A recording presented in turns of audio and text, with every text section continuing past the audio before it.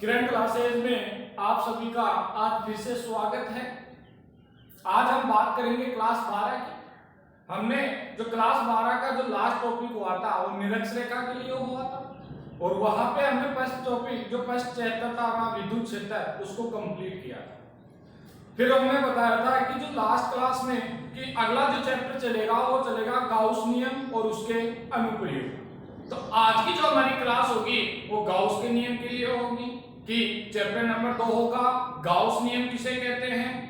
Gauss नियम के अंदर जो टॉपिक आएंगे उनके बारे में आज अध्ययन करेंगे। तो आज का हमारा जो फर्स्ट टॉपिक होगा वह टॉपिक होगा विद्युत फ्लक्स की विद्युत फ्लक्स किसे कहते हैं, विद्युत फ्लक्स को किससे डिनोट करोगे, विद्युत फ्लक्स में जो पृष्ठ होगा वो कौन सा होगा, और तीसरी बात विद्युत फ्लक्स का मात्रक और विमीय सूत्र, इनके बारे में आज हम अध्ययन करने वाले हैं। तो देखिए आज का हमारा जो फर्स्ट टॉपिक है वो होगा विद्युत फ्लक्स और चैप्टर नंबर 2 बता देता हूं। चैप्टर नंबर 2 है हमारा गाउस नियम और उसके अनुप्रयोग। उसमें जो फर्स्ट टॉपिक होगा वह टॉपिक होगा आज का हमारा विद्युत फ्लक्स।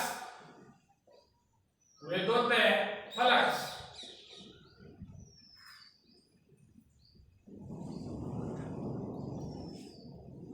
यहाँ पे सबसे इंपॉर्टेंट बात यह आती है कि विद्युत फ्लक्स को आप डिनोट किससे करोगे। सबसे बड़ी बात है कि विद्युत फ्लक्स को आप डिनोट किससे करोगे। तो याद रखो कि जो फ्लक्स से हम डिनोट करते हैं फ्लक्स उसको डिनोट करते हैं फाई से। फ्लक्स को ओनली फ्लक्स बोला है मैंने, विद्युत फ्लक्स नहीं, फ्लक्स को डिनोट करोगे फाई से। अगर विद्युत आ रहा है तो विद्युत को हम डिनोट करते हैं ई से। जो विद्युत क्षेत्र की तीव्रता थी उसको किससे डिनोट कर रहे थे, ई से। तो अर्थात विद्युत फ्लक्स है तो उसको किससे डिनोट करोगे, फाई ई। अब इसी से रिलेटेड एक टॉपिक और होता है चुंबकीय फ्लक्स। चुंबकीय फ्लक्स, अगर चुंबकीय फ्लक्स आता है आपके पास तो आपको फ्लक्स को तो फाई से डिनोट करना है, परंतु अगर चुंबक आ जाए तो फाई बी। ठीक है, तो कंफ्यूज नहीं होना है। विद्युत फ्लक्स को फाई ई से और चुंबकीय फ्लक्स को फाई बी से। बाकी की सेम कहानी वही रहेगी, बस जहां पे विद्युत होगा वहां पे चुंबक आ जाएगा, उसमें इतना ही सेम कॉमन होगा।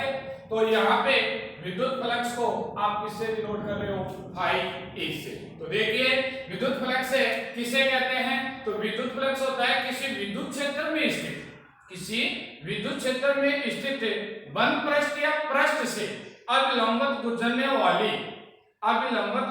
वाली विद्युत क्षेत्र रेखाओं की संख्या को विद्युत फ्लक्स कहते हैं। कि आपको कोई क्षेत्र दे देगा, क्षेत्र भी कौन सा होना चाहिए, विद्युत क्षेत्र दे देगा, उसमें हम एक बंद पृष्ठ की रचना करते हैं, बंद पृष्ठ से हम कोई रेखाओं को गुजारते हैं, विद्युत क्षेत्र रेखाओं को गुजारते हैं। तो आने वाली रेखाएं और जाने वाली रेखाएं दोनों रेखाएं क्या होनी चाहिए, समान होनी चाहिए, या अविलंबित गुजरने वाली रेखाओं की जो संख्या होगी उन्हीं को हम क्या बोलेंगे, विद्युत फ्लक्स। तो मैं परिभाषा लिख देता हूं, किसी विद्युत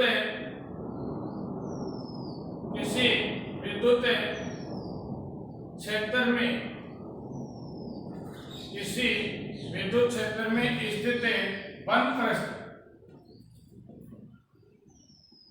पृष्ठ या पृष्ठ भी ले सकते हो, किसी विद्युत क्षेत्र में स्थित बंद पृष्ठ से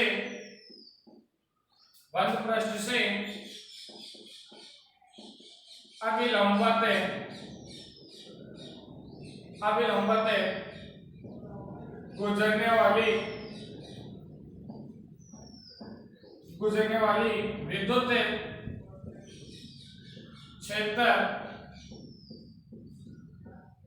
क्षेत्र रेखाओं की संख्या को या विद्युत क्षेत्र रेखाओं की संख्या किससे संबंधित हो, विद्युत फ्लक्स कहते हैं। एक ही बात है, विद्युत फ्लक्स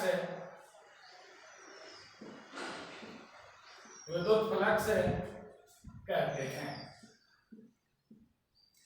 ठीक है, यह आपकी परिभाषा होती है कि कोई प्रश्न दिया गया होगा। देखिए तो मैं इसको प्रैक्टिकली समझा देता हूं कि माना आपको कोई एक क्षेत्र दिया गया है, मान लो ये आपका कोई क्षेत्र होगा, उस क्षेत्र के अंदर हम किसी पृष्ठ की रचना कर देते हैं। तो ये हमने क्या किया, पृष्ठ की रचना की।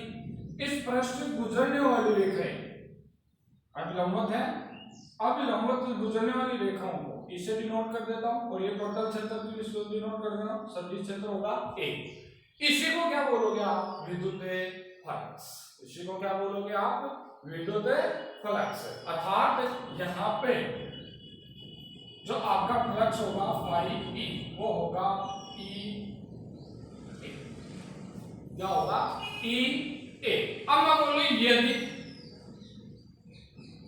कि मानो कि आपका जो सदिश क्षेत्रफल ए और विद्युत क्षेत्र रेखाओं की संख्या ई, इन दोनों के मध्य अगर कोई एंगल हो, थीटा हो, तो उस कंडीशन में क्या होगा विद्युत क्षेत्र? तो माना ये होगा, ये अब लंबवत गुजरने वाली रेखा ये हो गई ई और यहाँ पे हो गया ये क्षेत्रफल ए और ये कोई एंगल से गुजर रहे हैं, थीटा के एंगल से। और मैंने पहले भी बताया था कि अगर थीटा के एंगल से कोण के अंदर आपके पास थीटा आ रहा है तो थीटा के साथ हमेशा क्या आएगा?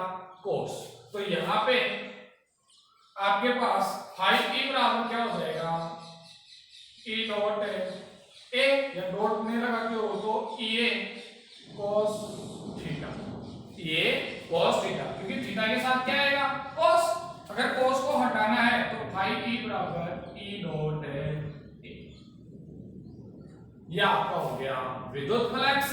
अब इसी के अंदर माना कि आपका जो ये क्षेत्र ए था ये परिवर्तनशील हो, माना कि जो क्षेत्रफल है वो परिवर्तनशील है, तो मैं लिख देता हूं माना यदि क्षेत्रफल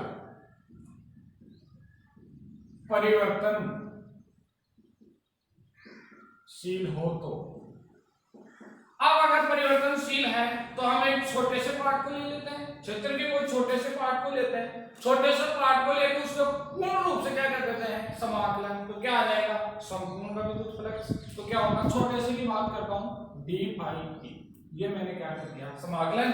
और डी फाई ई क्या है? अल्पांश विद्युत फ्लक्स। अल्पांश विद्युत फ्लक्स डी लग गया छोटा सा, बराबर यहां पे क्या था? ई ए, तो क्या करूं? समाकलन ई डॉट बी ए,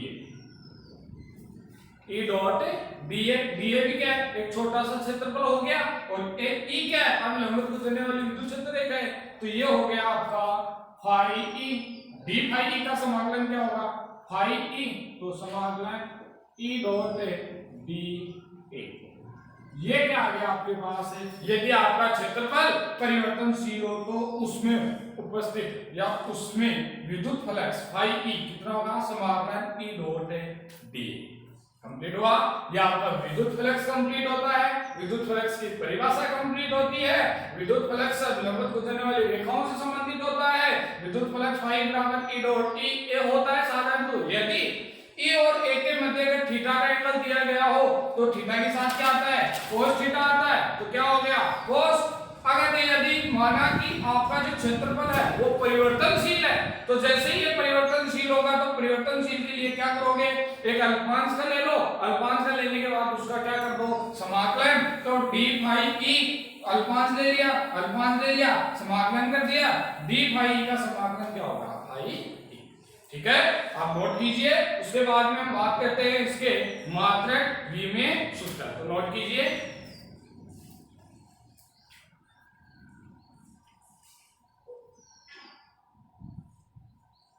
ठीक है।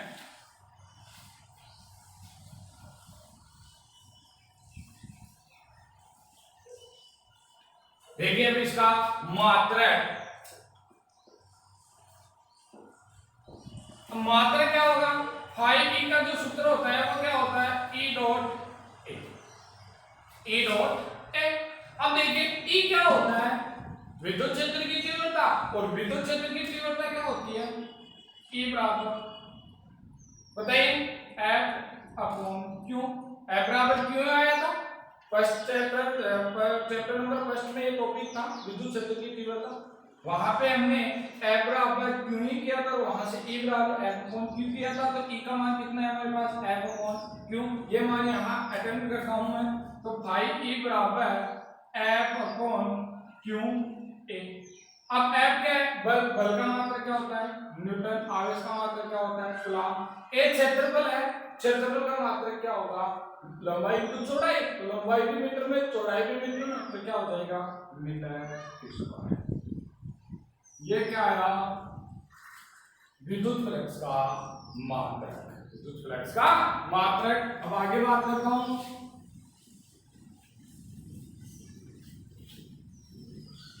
कि विद्युत फ्लक्स का मात्रक से हमें क्या निकालना है, विमीय सूत्र।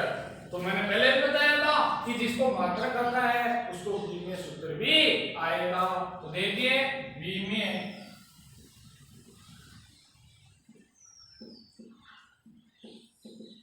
सूत्र क्या होगा, तो विमीय सूत्र क्या होगा, फाई ई बराबर, सूत्र लिख देता हूं पहले, ई डॉट ए, ई का फॉर्मेट क्या हो गया, F upon Q A, phi E. अब देखिए फाई बल का मैंने पहले भी बताया था एम एल पी माइनस 2 होता है। क्यों, आवेश, आवेश का मैंने बताया था 80, और यहाँ पे ए क्षेत्रफल है, तो लंबाई इंटू चौड़ाई मतलब मीटर स्क्वायर, तो यहाँ पे क्या करोगे, मीटर स्क्वायर का लंबाई में होती है मीटर, तो एल स्क्वायर, ठीक है।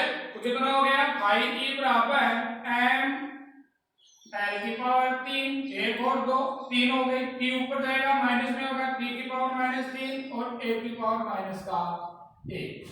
तो ये आपके पास क्या आ गया, विमीय सूत्र। तो ये टॉपिक भी कंप्लीट होता है, विद्युत फ्लक्स किसे कहते हैं, किससे डिनोट करते हैं, क्या होता है उसका सूत्र, उसका मात्रक क्या होता है, उसका विमीय सूत्र क्या होता है, हमने कंप्लीट बता दिया है, आप नोट कर लीजिए। उसके बाद में हम इनके बारे में और पढ़ेंगे।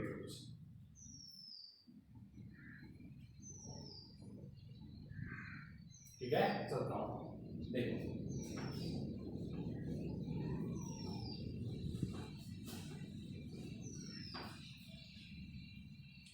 देखिए अगला जो टॉपिक होगा वह टॉपिक होगा सतत आवेश वितरण। सतत आवेश वितरण टॉपिक का नाम है सतत आवेश वितरण। कि सतत आवेश वितरण किसे कहते हैं, तो देखिए सतत आवेश वितरण क्या होता है कि माना आपके पास जो आवेश का जो परिमाण होता है वो बहुत ही ज्यादा होगा, माना आपके पास जो आवेश का जो परिमाण होगा वो बहुत ही ज्यादा होगा, और उस परिमाण को एक अत्यल्प दूरी के ऊपर अपन क्या करवा दे, विद्यमान करवा दे, तो उसी को बोलते हैं सतत आवेश वितरण। मतलब आवेश का जो परिमाण है वो तो बहुत ज्यादा है, परंतु जो उसको विद्यमान करवाना है, उसको जो निरूपित करना है, जिसके ऊपर हमें डालना है, वो दूरी क्या है, बहुत ही छोटी, अत्यल्प है, तो उसी को बोलते हैं सतत आवेश वितरण। सतत आवेश वितरण 3 प्रकार का होता है। सतत आवेश वितरण भी कितने प्रकार का होता है, 3 प्रकार का होता है। तो पहला जो होगा सतत आवेश वितरण होगा वो होगा रेखीय सतत, रेखीय सतत आवेश वितरण।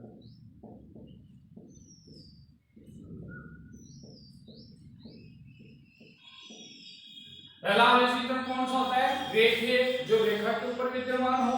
दूसरा होता है पृष्ठीय,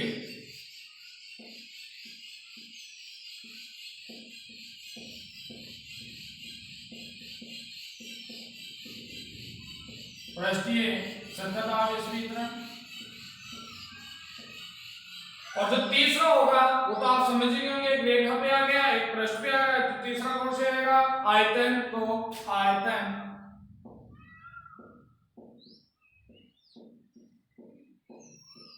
सतत आवेश वितरण, आयतन सतत आवेश वितरण। अब इन तीनों के बारे में अलग अलग पढ़ लेते हैं कि क्या होता है।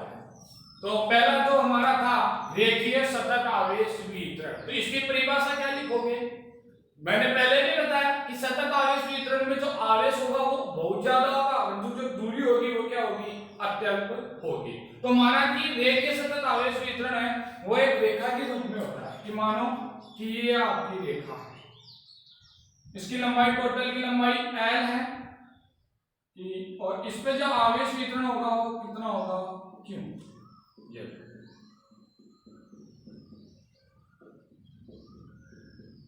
और जो आवेश है वो एक समान रूप से विद्यमान है। टोटल पे जो आवेश दिया गया है वो एक समान रूप से विद्यमान है। टोटल दूरी n मान लेता हूं l, और इस पे जो आवेश वितरण वो कितना है क्यों, और वो आवेश भी इसके रूप में क्या है, एक सतत के रूप में, मतलब एक से जितने भी रेखा दी गई है इस रेखा पे समान रूप से वितरित है।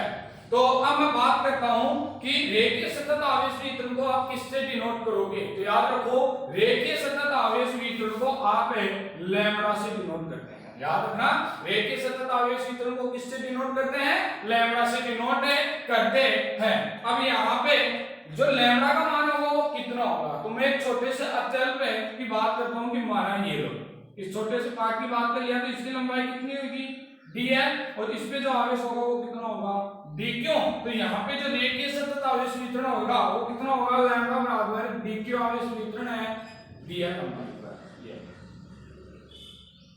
ये आपका हो गया रेखीय सतत आवेश।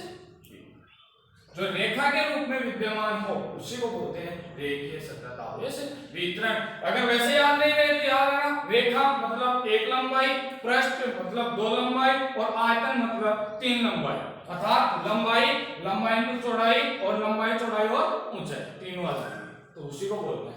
तो ये आपका पृष्ठ कंप्लीट हुआ। सेकंड की बात करते हैं पृष्ठ सतत आवेश वितरण। पृष्ठ का मतलब हो गया क्षेत्रफल मतलब लंबाई इंटू चौड़ाई, अर्थात आपका ये हो गया क्षेत्रफल जिसमें लंबाई भी है चौड़ाई भी है।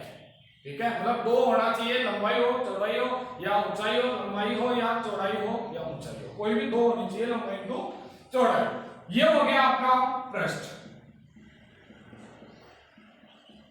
अब इस पृष्ठ पे भी जो आवेश वितरण है वो समान रूप से है। टोटल पे जो आवेश है वो समान रूप से, इस पे भी आवेश कितना होगा क्यों, और जो पृष्ठ का क्षेत्रफल होगा वो कितना है s, मैंने s माना है, कितना होगा s। अब ये उसमें इंपॉर्टेंट बात ये आती है कि पृष्ठीय सतत आवेश वितरण को किससे डिनोट करोगे, तो पृष्ठीय सतत आवेश वितरण को सिग्मा से डिनोट किया जाता है। पृष्ठीय सतत आवेश वितरण को किससे डिनोट किया जाता है, सिग्मा से डिनोट किया जाता है। अब इसमें भी मैं छोटा सा पार्ट की बात कर लेता हूँ यहाँ पे, तो यहाँ पे छोटा सा पार्ट हो गया, तो यहाँ पे सिग्मा बराबर कितना हो जाएगा, वही आवेश तो d। क्यों, अब यहाँ पे लंबाई तो है नहीं, पृष्ठ है, तो पृष्ठ कितना हो जाएगा ds। यहाँ पे सेकंड कंप्लीट हो गया पृष्ठीय सतत आवेश वितरण, बस ds हो गया ओनली। s क्या है, पृष्ठ मतलब लंबाई इंटू चौड़ाई मतलब क्षेत्रफल मतलब क्या है क्षेत्रफल। अब आ गया आयतन आवेश वितरण। आयतन में आपकी लंबाई भी होनी चाहिए, चौड़ाई भी होनी चाहिए और ऊंचाई भी होनी चाहिए। तो उसके लिए आपको क्या करना पड़ेगा, ऐसा कुछ डायग्राम बनाओ जिसमें आपको तीनों दिखे कि लंबाई क्या होगी, चौड़ाई क्या होगी और ऊंचाई क्या होगी। अब देखते बताओ, आपको तीनों रेखाएं दिखाई दे रही होगी, लंबाई इंटू चौड़ाई इंटू ऊंचाई। इस पे जो आवेश वितरण होगा वो भी क्या होगा, समान रूप से विद्यमान होगा, और आवेश कितना होगा, वही प्लस है। क्यों, अब आयतन की बात कर रहा है तो आयतन को जो डिनोट किया जाता है, जो आयतन होता है वो v होगा यहाँ पे। ठीक है, तो आयतन कितना हो गया v। तीसरी बात इसमें इंपॉर्टेंट आ रही है कि आयतन सतत आवेश वितरण को आप किससे डिनोट करोगे, तो इसको डिनोट किया जाता है रो। किससे डिनोट किया जाता है, रो से डिनोट किया जाता है। तो यहाँ पे भी एक छोटी सी पार्ट की बात कर लेता हूं, तो रो बराबर कितना हो जाएगा, रो dq अपॉन, यहाँ पे क्या है v, तो v को क्या करोगे d। ये आपका हो गया आयतन सतत आवेश वितरण। ठीक है, तो आपका सतत आवेश वितरण कंप्लीट होता है, ये इसका बेस था। अब इसके बारे में स्पष्टीकरण मतलब रेखीय, पृष्ठीय और आयतन के बारे में मैथमेटिकल रूप से अगली क्लास में पढ़ेंगे। तब तक के लिए धन्यवाद। और अब तक अगर आपने हमारे चैनल को सब्सक्राइब नहीं किया है तो कृपया सब्सक्राइब करें, और जिससे कि जितना ज्यादा सब्सक्राइब बढ़ेगा हमारा मनोबल बढ़ेगा, और मनोबल बढ़ेगा हम आपके लिए आगे से आगे क्लास लेके आएंगे। और एक इंपॉर्टेंट बात बता दूं कि अब हम जल्द ही हमारे चैनल पे क्लास 12 की बायोलॉजी और एग्रीकल्चर बायोलॉजी की क्लास भी स्टार्ट करने जा रहे हैं। ठीक है, धन्यवाद।